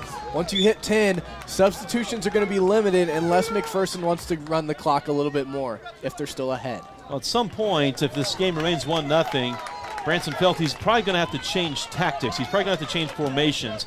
I'd say the most logical one would try to get Dawson Valdois in the attack in some capacity, either at midfield or forward. Now Shuckman gets hit by the turf monster. Valdois tries to get all the way through, turns it over. Shuckman. A lot of big collision out there. They want to foul on Stambaugh. Stambaugh's the one who went down there. Emotions starting to swell on both sides. Players keeping their composure. They need to. Spicer will play it up, and it's won by Francisco for Mcpherson. Spicer gets it back, heads it down the sideline. Cherry, who just checked back in. Jalen almost wins it. He's surrounded by a herd of Bullpups, but he gets the ball back. He's going to take the throw in himself, throws it into Spicer. The Crusaders don't have a lot of numbers up right now. Spicer gets into the box, and there's a foul called. Is this in the penalty area? It looks like it. Buhler. Well, we're going to have a discussion with the assistant referee. They're saying that the initial contact was outside the box. Now, this, an interesting call. They're going to say that the initial contact was outside the penalty area, that Spicer tried to play his way through it and then went down. So if you're familiar with Buhler Crusader Stadium, on the south side of the field, there's the R. The penalty box is on the far side. They're going to say that he was pushed down on that far side and fell into the letters. And Dawson Valdois is going to say this is going to end up just like a corner kick, just about 3 yards into the field. Dawson could have a shot if he gets it to the far post here. He's going to send a cross in instead over everybody. Darling's there, and it's hit out of bounds, and that's going to be a Buhler corner kick. So well done there by Cole Darling to win a corner kick just when it seemed like nothing was going to come out of that set piece. Very smart play by Darling, keeping the Crusaders in possession. And now Isaac Spicer is going to set to take this from the right side corner. The senior here calls his play, lets his team set up. One of the taller Crusaders. Valdois is outside waiting for some trash. There's a header. Scrambling around the box. Francisco clears it out. Dawson Valdois may have a chance here. Hits a low shot, cleared away. Spicer's going to run it down on the left side here for the Crusaders. Plays it back to Valdois. Dawson has poked away, and a chance for an opportunity for a counter for Jordan Antoine. But Dawson Valdois does an excellent job to run that ball down as Parker Freeman plays it out. Great job by Dawson and Parker Freeman here as we're going to get another sub. Expect to see some multiple subs for every dead ball that Mcpherson has. They're going to take their long time to get off here as we approach under 15 minutes left to go in the game. Key thing to note for the Crusaders, A.J. Thetford was not in right there. He provides a lot of height still on the bench. Looking to see him come in here in this next 4 minutes. Francisco gets the ball in the throw-in. Spicer shielding it. Stays in bounds. Valdois plays it up. And down goes Cherry, and he may have taken a little knock to his knee right there. Yeah, not something that you want to see teammates making sure, hey, get up, we need you here. He is the goal scorer. He's who they're going to look for to get this goal. Here comes Dawson Valdoy. He's got to wait to get Jalen Cherry in the box, but Crusaders have a couple guys down there. Valdoy sends it wonderfully to the far post. It's headed by Harder, just wide and out of bounds. Very frustrated as Amos Harder had a possibility to get that. Wanted to get that on the far side, open net. Goalie did a great job of following the angle here as he's going to take a goal kick. Just approaching 13 minutes left to go. Buhler still down 1-0. Harder just headed that wide, had a decent angle. Another option there would be to head it across the middle of the goal area, but of course at this point in the game, you get an opportunity to score. You want to take it as the ball rolls all the way through to Jax Frederick after the goal kick. Great talk by Jax, calling his defender off, taking leadership. I got it, I got it. Kretzer played through some contact. We're going to play on though. Stambaugh runs through it, loose in the middle. Good tackle there by Amos Harder. And now Dawson Valdoy's got an opportunity. He had Spicer coming down the left side here. He opted for Cherry. And instead the Bullpups are going to win it. Parker Freeman. He's got Frederick still, but he opts to play it out of bounds. I'd like to see, if he didn't know to play to the Jax Frederick there, I'd like to see Jax call for the ball there. If Jax was calling for it, he was under no pressure. There was no Bullpup remotely, not even in the same zip code as Frederick there. Yeah, he thought about letting it go out of bounds. Instead, felt a little rushed by turning around and making an awkward kick. Elects to kick it out of bounds, and here comes A.J. Thetford. More than likely won't see another substitution for Buhler here. Under 12 minutes to go in the second half. And we have an illegal throw-in, I believe. You don't expect to see those here this late in the season. You have to be able to capitalize on this mistake if you're Buhler. To see the Crusaders try to get down the field and counter. Long balls are not probably going to work at this point. Mcpherson is going to start sending more and more bodies back as we approach the 11.5-minute mark remaining in the game, or second half, I should say. Try to play it up to Cherry. It's intercepted, but the Crusaders going to get it back, and Stambaugh was wide open in the middle of the pitch there. Darling just couldn't get it over. He tried to get through and get it to Cherry. Don't want to see the Crusaders get one-dimensional here and just think that they got to get the ball to Cherry, got to get the ball to Cherry. I don't think panic time for Buhler, as long as it stays 1-0, really doesn't have to come until maybe about 3-4 minutes remain. Yeah, we saw Buhler not get in quite to panic mode, but hurry mode. You know, don't want to waste time. That happened last week just about this time, and they found the back of the net. Really wanting to do the same again. Push the ball forward as we get a cross middle to A.J. Thetford. Now Dawson Valdois, 1v1 on the side here. Good battle physically between the two on Antoine. Thetford dances around two defenders there. Thetford, left-footed cross into the box, loose, but it's going to be picked up by Josh Wehrman, the McPherson goalkeeper. Crusaders had a great opportunity. His ball was deflected and not caught by the McPherson keeper. Ethan Stambaugh and Cherry both take a stab at it. Nobody there to follow up. Wehrman read that very well. Throw-in coming up for the Bullpups. Great crowd on hand tonight, both sides. McPherson bringing a great crowd. Very vocal there on the far side, right behind their bench. Cheering at the Crusaders. Great atmosphere tonight from Buhler Crusader Stadium. Absolutely. It's been one of the largest crowds I've seen for a high school soccer game that wasn't a state game. Long throw-in into the box. Frederick's got it. And throws it quickly out to A.J. Thetford.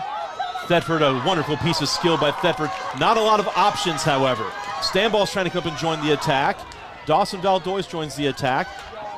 Still not a lot of options. Harder's got it. Amos plays it up to Stambaugh, checks his shoulder, tries to play a ball over, hits a Bullpup in the chest.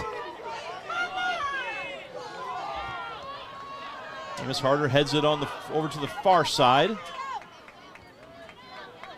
This organized Bullpup defense, which has shown a couple cracks in the second half, but more or less has been pretty organized.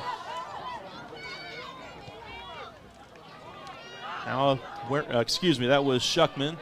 getting the ball. Now it's played long. Freeman has it. And a smart pass there to Dawson Valdois. Dawson plays it over to Stambaugh. Stambaugh plays it to Thetford. Thetford tries to get around his defender. He does. AJ cuts it back just outside the penalty area. Still Thetford. Knocked away. Stambaugh does just enough to keep it alive to Dawson Valdois. Now he'll play it back to Amos Harder. Amos is going to start joining the attack a little bit more, as will the outside defenders. And long balls into the middles, cleared away by the Bullpups. Still a little over 8 minutes left. Now, if Mcpherson, they are looking to sub right now. If they have the lead and try to sub with 5 minutes or less left in the game, the clock will automatically stop throughout the duration of the substitution. And in that time, Buhler can sub as well with the clock stopped. And that should be a corner kick on the far side. Well done there by Jalen Cherry. Jalen Cherry with the incredibly smart play, lays it all out there, and Buhler is going to send everybody they have except for 2 defenders up to take an opportunity at this kick. I like to see maybe Colby Moeller get in there and maybe have one of the other 2 defenders picking up the trash. Moeller's going to be picking up the trash here, maybe making a late run in. Saw Mueller early before everybody else is out here, right around where he's standing here, 10-yard line on the football field, taking shots. Valdois plays it into the middle. A lot of bodies out there. Moeller, left-footed shot goes high. They're going to say that was deflected off of Buhler, which really hurts the Crusaders. If that was off your own man, had to look, really want your guys to create a window, cross the keeper's face, get everybody out of the way. Left foot, not his strong side for Moeller. Great to see an opportunity, though, as we approach under 7 minutes to play. 12 shots now for Buhler, only 3 on goal, 2 of which came in a matter of 1 second when Jalen Cherry had 2 shots on a breakaway. Freeman slows down the attack, cleared away, kept alive, however, by Hunter Mendez for the Bullpups. It's played to the far side for the Crusaders. Cole Darling.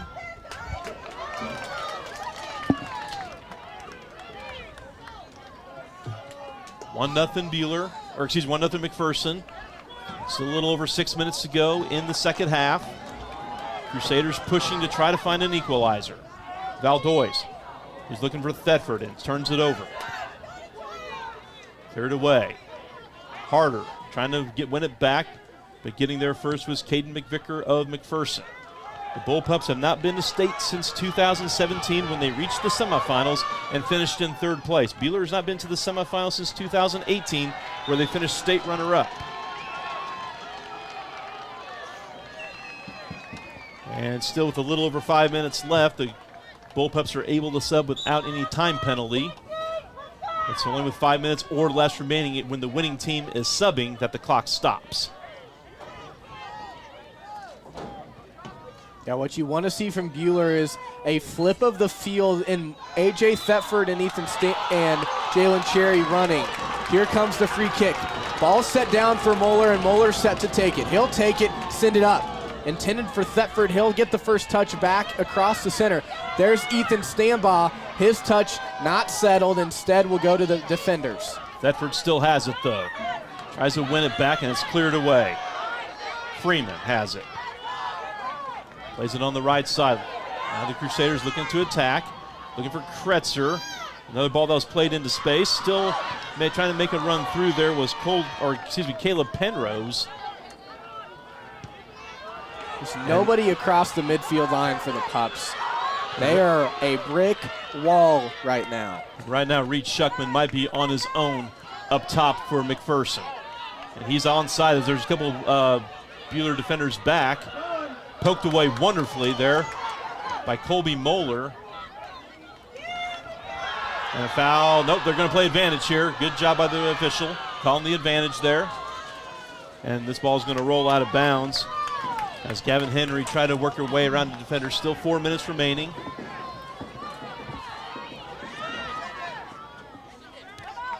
The organized Bullpups, just a wall right now. And right now, 6 players behind the ball for Buhler. They got to get some bodies forward. They can't have the Jalen Cherry show right now. Jalen's going to need some help as Stambaugh throws it in, looking for Thetford. Thetford back to Stambaugh. There's nobody in the penalty area. Cherry sends it to the far post. There's some bodies there. Wehrman comes out and wins it, and Josh Wehrman has been very brave in this game. Now, Wehrman, yes, he's got to get to his feet. If they stop the clock for injury here, he has to come out. 3.5 minutes to go. Visibly frustrated by the contact there, wanting the official to call something. Bad punt right at Darling, and Darling's touch finds its way to Ethan Stambaugh. Now Hoxie will send it long. It's going to go all the way back to Frederick. Jax rolls it out to Parker Freeman. Parker with a heavy touch. There's a collision there. Into the penalty area come the Bullpups. Now a chance here for Mcpherson to put it away. Great save by Jax Frederick. Oh my gosh, what a save. May have saved the season there as Caden McVicker with a point-blank shot and a wonderful reaction save by Jax Frederick. Under 3 minutes to go. Bullpups will be in no rush here. Yeah, key word right there, under 3 minutes to go. Coaches giving the calm down sign as we're going to have a stoppage here. And the referee's essentially saying you're taking too much time. We're going to stop the clock right now. That's an experienced official right there doing a good job. Ball's going to go out of bounds for a Buhler goal kick. It was a 50-50 call. Frederick's looking to go quickly. Buhler's got to go quickly. Valdois sends it long. The ball's going to go out of bounds. Only bad thing about this is it'll take some seconds off the clock, but not the worst thing in the world here. Ref won't be surprised to see the referee stop the clock here again. He will not, as it was quickly thrown in. Valdois keeps it in. Now throwing coming up. Desperation time now for the Buhler Crusaders. 17-1 on the season, the best regular season they've ever had.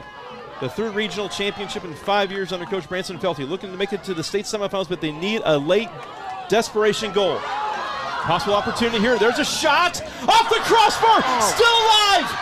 Stambaugh goes down. It's cleared away. I believe that was Penrose who had the shot. Now he sends it to the far side, and the ball is going to go out of bounds for a Mcpherson throw-in. Oh my gosh, your heart just stopped there if you're a fan for either team.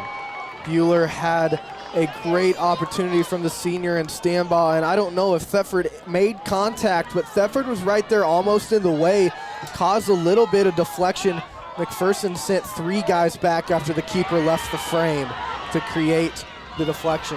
Now a long pass. Jax Frederick reads it, but this is going to go out of bounds, and this is going to probably cost another 10 to 15 seconds. Buhler almost had the desperation goal there to tie it up. Surprised that Mcpherson threw it in that quickly there. They're going to get an opportunity to run some clock, though, under a minute. Mcpherson leading 1-0 on the brink of the state semifinals. Yeah, this is where you're going to see guys play the corners if you're Mcpherson. They're going to dribble it up to the corner, try to kick it off Buhler, create time where they can stop the flow of the game, look for a long throw-in. Buhler in desperation mode. They're going to have to send everybody they have the next time they get full possession of the ball, and here it is. And they got 30 seconds. They're going to have to start throwing bodies forward. Mcpherson's just going to try to get the ball and smash it every time they get it to try to take precious seconds off the clock. Harder plays it long. Hoxie heads it back. Down to 17 seconds. Valdois. And it's knocked away, and that just might about do it. 10 seconds remaining. And the Bullpups celebrating on the sideline. One more clearance should just about do it, and that is going to do it. The Mcpherson Bullpups, 2-9 at one point this season, are headed to the state semifinals for their 7th win in 9 games. The final score, Mcpherson 1, Buhler 0. This wonderful season from Buhler ends with a quarterfinal loss to their rivals. All right, 1-0. The final. Boy, what a heart-stopping moment is that ball went off the bar at the top of the goal, just that close. Everything's a game of inches, isn't it? No matter what sport it is a game of inches. 1-0 final. Mcpherson will come back and wrap it up with some final thoughts right after this.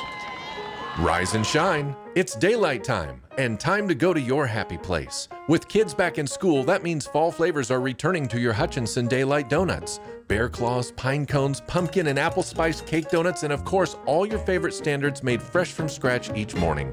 Order online and have them ready to pick up by going to HutchinsonDaylightDonuts.com. At 3rd and Main and 1435 East 30th, we're your Hutchinson Daylight Donuts. Rod here from Rod's Tire and Service of Hillsboro. Since 1999, we've been taking care of folks across central Kansas. Call us today to put our expertise, knowledge, and stock of tires to work for your family, fleet, or farm. Come see us today at Rod's Tire and Service in Hillsboro. We're here to keep you rolling.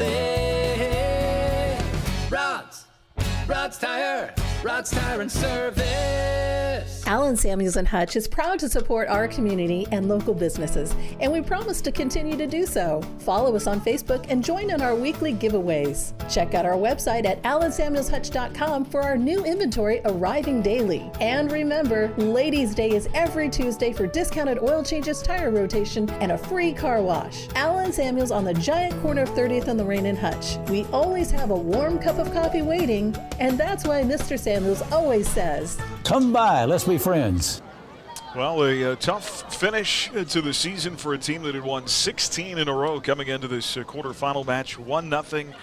The lone goal by Mcpherson came with 4:22 left in the first. A wide open shot up the middle. Buhler had to, well, that they had their best chances right there at the start of the second half.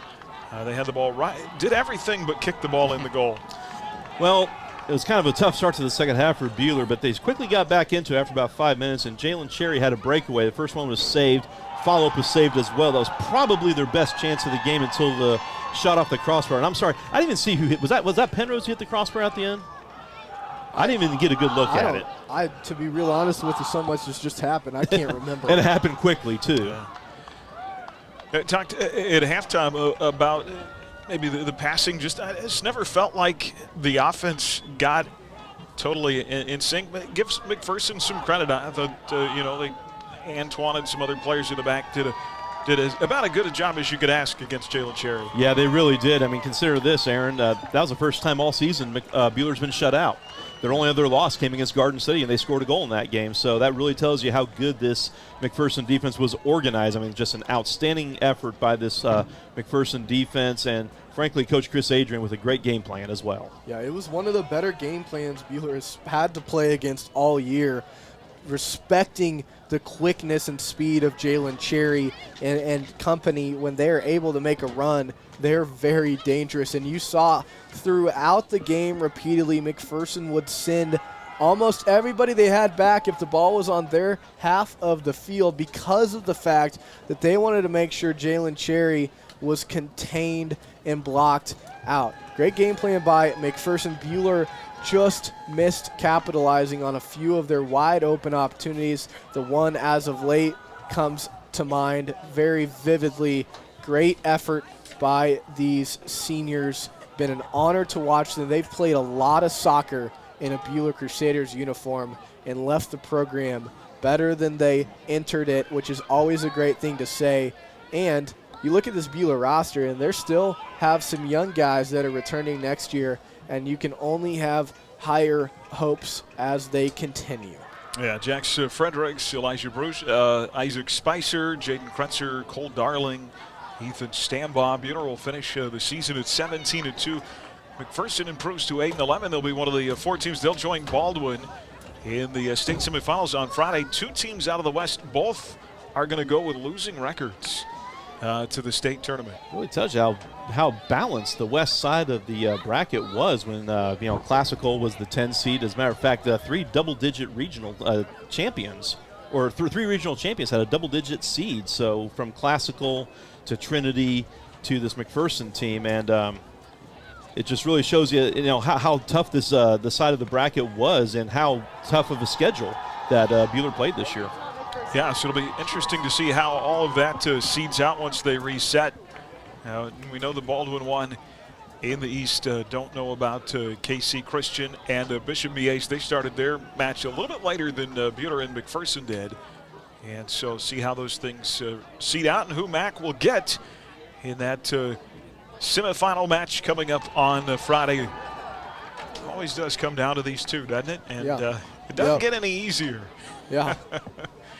But great effort by the guys. Fellas, thanks for agreeing to do this. Absolutely. Soccer's not something we do a ton of, but wanted to give our fans an opportunity who maybe couldn't be here. Don't have to have his heart in 2 places now, but and of course, Carson, you mentioned some of the young guys coming back. Not really young guys anymore. That Howyer kid's going to be a senior next year. So he's good. It's his goal now. Yeah. Sadly, and I don't mean that in a bad way to Landon. It's just that Jax has been such a staple and such a friend and a mentor to Landon. It's going to be sad to see Jax graduate. Absolutely. Of course, Jalen Cherry will be back, and some other key players as well. We'll see what they can definitely put together next year. Still a little bit of soccer in the area to play. I believe it is semifinals this weekend for the Region 6. Both Butler and Hutch part of that 4. So Thursday at 4 down at Stryker. Guessing a good one. Guessing I know where you'll be. My employer against my daughter's team. Yeah. Always makes for an awkward afternoon. There you go. And yeah, well, good luck to both those teams, and we'll see how it finishes up. Fellas, thank you. Just a reminder, more football, our HCC Road to a Championship, presented by Next Tech Wireless. We'll have second-round football action on at Astro Radio coming up Thursday and Friday. They've moved some teams to Thursday because of the potential of severe weather on Friday. And so our coverage will start Thursday night, and then again Friday.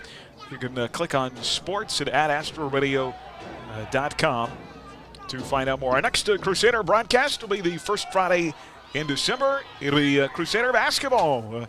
Open up the season at Nickerson that Friday night, ladies at 6 and the guys at 7:30. For Carson Waller and Brad Howyer, Aaron West, have a pleasant good evening. You've been listening to Crusader Soccer here on Ad Astra Radio and the Crusader Sports Network.